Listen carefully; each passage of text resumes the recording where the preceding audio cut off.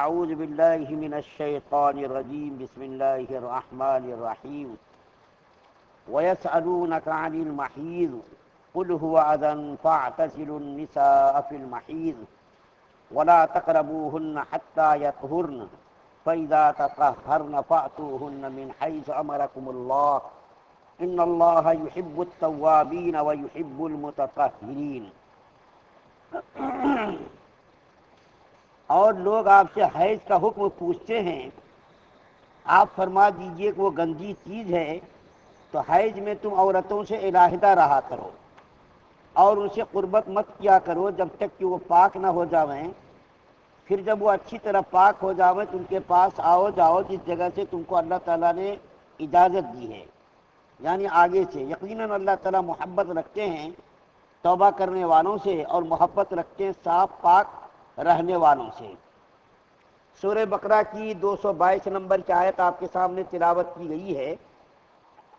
اللہ تعالیٰ نے اس آیت کریمہ کے اندر عورتوں سے متعلق ایک نہایت ہی اہم حکم بیان فرمایا ہے۔ وہ یہ حکم بیان فرمایا ہے کہ عورتوں کے پاس حیض کی حالت میں مت آؤ۔ اللہ تعالیٰ نے عورتوں کے اندر یہ چیز رکھی ہے کہ بالغہ عورت، اس کے ساتھ ماہانہ ایک مسئلہ پیش آتا ہے جس کو ہم اپنی زبان میں اور قرآن میں بھی اس کو حیض کہتے ہیں، یعنی ناپاکی کے دن۔ ہر عورت کے ساتھ یہ مسئلہ پیش آتا ہے۔ ان دنوں میں اللہ تعالیٰ نے مردوں کو حکم دیا کہ عورتوں کے ساتھ سوائے جماع کے اور اس سے استفادہ کر سکتے، اور جماع ایک مخصوص عمل ہے، جماع کے علاوہ اس کے ساتھ آپ اور دوسرے اعضاء سے استفادہ کر سکتے، ناف سے لے کر گھٹنے تک اس سے استفادہ نہیں کر سکتے۔ باقی دوسرے اعضاء سے اٹھنا بیٹھنا، کھانا پینا، سونا جو ہے یہ عمل کیا ہے؟ جائز ہے۔ دوسرے مذاہب کے لوگوں میں بڑی افراط اور تفریط تھی، جیسا کہ یہودیوں کے یہاں، نصرانیوں کے یہاں، ہندوؤں کے یہاں، مجوسیوں کے یہاں بڑی ہی افراط تفریط میں یہ لوگ مبتلا تھے۔ یہودیوں کے یہاں تو یہ تھا کہ جب کسی عورت کو حیض آتا یعنی ماہواری، تو وہ لوگ نہ تو اٹھتے بیٹھتے، نہ تو ان کے ہاتھ کا کھانا پینا کھاتے، نہ تو اس سے تعلق کسی قسم کا رکھتے، یہاں تک کہ اس کے لیے الگ مکان دے دیتے، اس کے اندر ہی وہ عورتیں رہتی۔ اور عیسائیوں یہاں کیا تھا؟ تفریط تھی، یعنی بہت زیادتی تھی، اٹھنا بیٹھنا بھی کرتے تھے، کھانا پینا بھی کرتے تھے، اور اس کے ساتھ حیض کی حالت میں جماع بھی کر لیتے تھے۔ مجوسیوں یہاں یہ تھا کہ عورتوں کے ساتھ کسی قسم کا کوئی تعلق نہیں، ماہواری کی حالت میں عورتوں سے کسی قسم کا تعلق نہیں رکھتے تھے۔ اور ہندوؤں کے یہاں آج بھی وہی معاملہ ہے، ہندوؤں کے یہاں ایسی عورت سے کوئی تعلق نہیں رکھتے، کھانا پینا بھی نہیں، اس کو الگ بالکل کر دیتے، کسی قسم کا کوئی تعلق نہیں۔ لیکن اسلام چونکہ اعتدال کا مذہب ہے، اس کے اندر افراط بھی نہیں ہے، تفریط بھی نہیں ہے۔ دوسرے مذاہب کے اندر تو بڑھایا، اتنا بڑھایا کہ نبی کو خدا کا درجہ دے دیا، گھٹایا تو اتنا گھٹایا کہ یہودی لوگوں نے حضرت عیسیٰ علیہ السلام کی نبوت کا ہی انکار کر دیا۔ لیکن اسلام بالکل اعتدال کا مذہب ہے، اس کے اندر زیادتی بھی نہیں، کمی بھی نہیں، بالکل بیچ بیچ کا راستہ اللہ تعالیٰ نے اس کے اندر رکھا ہے۔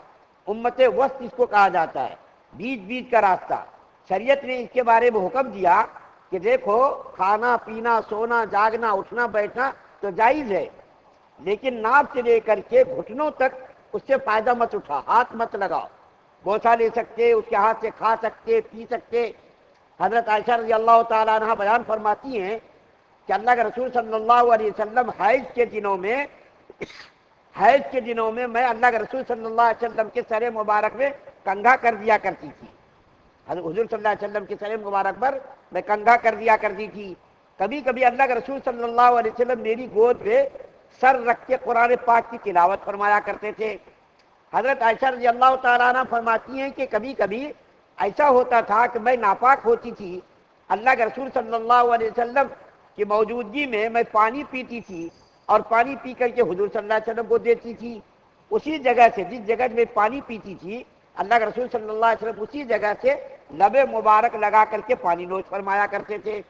کبھی کبھی ایسا ہوتا تھا کہ ہمارے ہاتھ میں ہڈی ہوتی تھی، میں اس کو چوستی تھی، ہڈی کو گوشت سے الگ کرتی تھی، پھر اسی ہڈی کو حضور صلی اللہ علیہ وسلم کی خدمت میں پیش کرتی تھی، اللہ کے رسول صلی اللہ علیہ وسلم بھی اسی جگہ سے ہڈی کو ترابط فرمایا کرتے تھے۔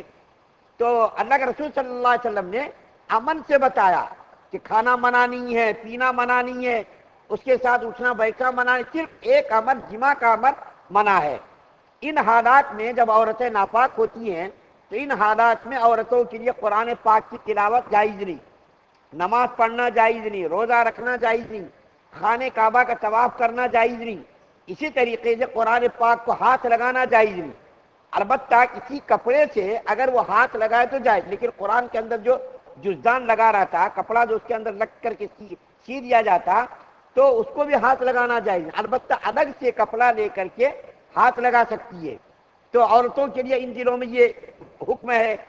لیکن آپ ایک بات مسئلہ یاد رکھیں، گھروں میں بھی بتائیے، نماز کی قضا نہیں ہے، نماز کی قضا نہیں ہے اور روزے کی قضا ہے۔ اب آپ پوچھیں گے ایسا کیسا، نماز کی قضا کیوں نہیں ہے اور روزے کی قضا کیوں ہے؟ تو میں حضرت مولانا یعقوب صاحب نانوتوی رحمۃ اللہ علیہ دارالعلوم دیوبند کے سب سے پہلے صدر المدرسین، ان کے پاس ایک آدمی نے آ کر کے مسئلہ پوچھا کہ حضرت عورتوں کے لیے نماز کی قضا کیوں نہیں ہے، روزے کی قضا کیوں نہیں ہے؟ تو حضرت مولانا یعقوب صاحب رحمۃ اللہ علیہ مزاج کو دیکھ کر کے بات کرتے تھے، دیکھتے رہیے کس مزاج کا آدمی ہے، اس کے اندر سمجھنے کی صلاحیت ہے یا نہیں ہے، نہیں ہے صلاحیت تو اس کو الگ جواب دیتے تھے، اور اگر پڑھا لکھا آدمی ہوتا تھا تو اس کو الگ جواب دیتے تھے۔ تو صحابی نے پوچھا حضرت نماز کی قضا کیوں نہیں ہے، روزے کی قضا کیوں نہیں ہے؟ تو حضرت مولانا یعقوب صاحب رحمۃ اللہ علیہ نے فرمایا کہ اللہ کا ایسا ہی حکم ہے۔ تو اس نے کہا کہ کیوں ایسا حکم ہے؟ کہا کہ نہیں مانو گے تو جوتے ماروں گا، اللہ کا ایسا ہی حکم ہے، جاؤ چلو یہاں سے۔ لیکن دوسرے آدمی نے جو پڑھا لکھا آدمی، اس نے پوچھا تو مولانا یعقوب نانوتوی رحمۃ اللہ علیہ نے اس کو مسئلہ بتایا، ذرا سمجھایا، جو سمجھنے والا نہیں تو اس کو بتا دیا چلو نکلو یہاں سے، اللہ کا حکم ہے ماننا، بس نہیں مانو گے جوتے پڑیں گے تم کو۔ لیکن جب دوسرے آدمی نے پوچھا تو حضرت نے فرمایا دیکھو، مہینے میں کم سے کم عورتوں کا مسئلہ کیا 3 دن 7 دن 10 دن، 10 دن اگر نماز قضا اس کی ہو گئی، اگر عورتیں ناپاک 10 دن رہی، 10 دنوں کی نماز کتنی ہوگی؟ 50 نماز، 50 نمازوں کی قضا کرنا کتنا حرج لازم آئے گا، بیچاری اس میں لگی رہے گی، کتنی پریشانی ہوگی۔ اور شریعت کے اندر اللہ تعالیٰ نے کسی کو بھی پریشان نہیں کیا، بس اس کے بس میں جو ہے اسی کے کرنے کا حکم دیا۔ تکلیف مالا یطاق، یعنی جس کی آدمی کے اندر وسعت طاقت نہیں ہے اس کا مکلف نہیں بنایا۔ تو عورتیں اگر 10 دن کی نماز قضا ہو گئی، 50 نمازیں کب تک بیچاری ادا کریں گی؟ لیکن روزے کا مسئلہ کیا ہے؟ سال میں ایک مرتبہ رمضان آتا، اگر اس کے روزے 10 فوت ہو گئے، 10 روزے فوت ہو گئے، 7 فوت ہو گئے، کم سے کم 3، زیادہ سے زیادہ 10، سال بھر میں 12 مہینوں میں 11 مہینوں میں مہینے میں ایک روزہ بھی رکھ لے تو ختم ہو جاتا، اس کو کوئی تکلیف ہی نہیں ہوتی۔ مہینے میں اگر ایک روزہ بھی عورت رکھ لے تو کوئی مسئلہ نہیں۔ لیکن نماز کے ساتھ مسئلہ ایسا ہے کہ یہ روزانہ 5 وقت کی نماز فرض ہے، اگر نماز کی قضا اس کے ذمہ لازم ہوتی تو بڑی پریشان ہو جاتی بیچاری، اس کو ادا کرنا مشکل ہو جاتا۔ لیکن روزے کے ساتھ ایسا مسئلہ نہیں، 10 روزے بھی اگر اس کے قضا ہو گئے تو روزانہ اگر مہینے میں ایک روزہ بھی رکھ لے تو 11 مہینے میں 10 روزے ہو جاتے۔ تو شریعت نے یہ حکم دیا کہ ان حالات میں تم اس کے ساتھ جماع مت کرو، صحبت مت کرو، باقی اس کے دوسرے اعضاء سے استفادہ کر سکتے ہو۔ جب اللہ کے رسول صلی اللہ علیہ وسلم نے یہ مسئلہ بیان فرمایا تو یہودیوں نے اعتراض کیا، ارے ہر معاملے میں دیکھو یہ محمد صلی اللہ علیہ وسلم ہماری مخالفت کرتے، جو بھی ہم بات کریں اس کے خلاف کر رہے۔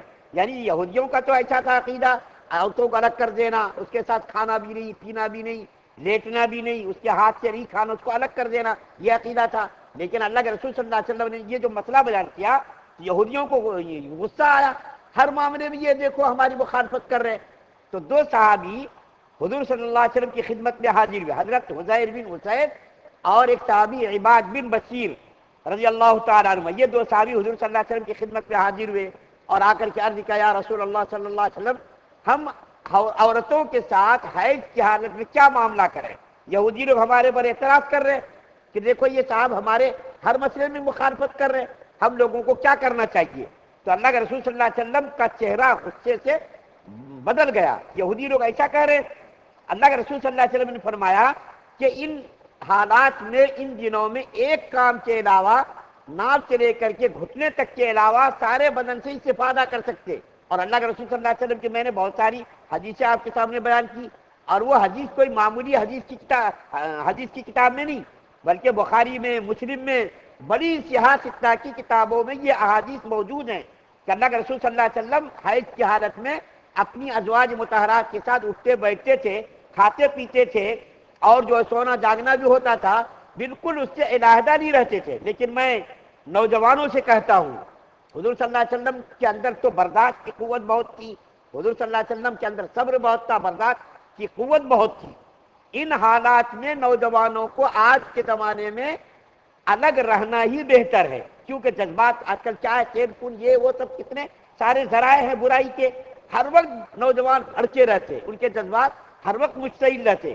ان حالات میں کھانا پینا تو کرے آدمی، کھانا پینا تو کرنا چاہیے، لیکن اس کے پاس لیٹنے سے پرہیزی کرنا چاہیے، کیونکہ شیطان انسان کے پیچھے لگا ہوا رہتا، وہ جو ہے ادھر ادھر سے بہکا کر کے وسوسے ڈال کر کے اگر اس کے ساتھ جمع بھی کرا دیا تو بہت برا عمل ہو جائے گا۔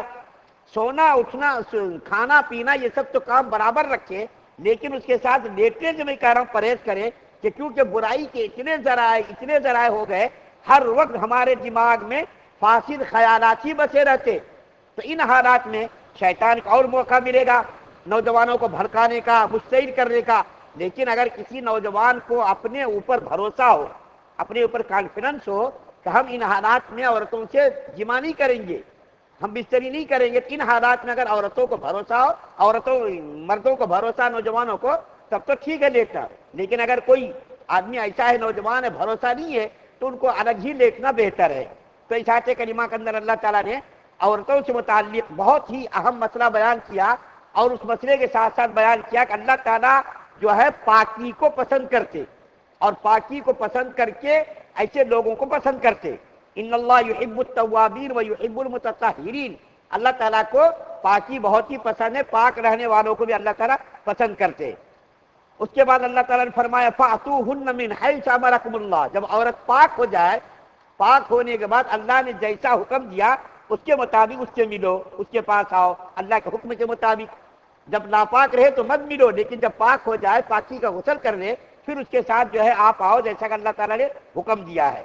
اللہ تعالیٰ سے دعا ہے کہ اللہ تعالیٰ ہم تمام مسلمانوں کی مغفرت فرمائے، اپنے احکامات پر عمل کرنے کی توفیق عطا فرمائے، ایمان کامل نصیب فرمائے، شرک سے، کفر سے، نفاق سے، بدنیت، بد اخلاصی ہم سب کی حفاظت فرمائے۔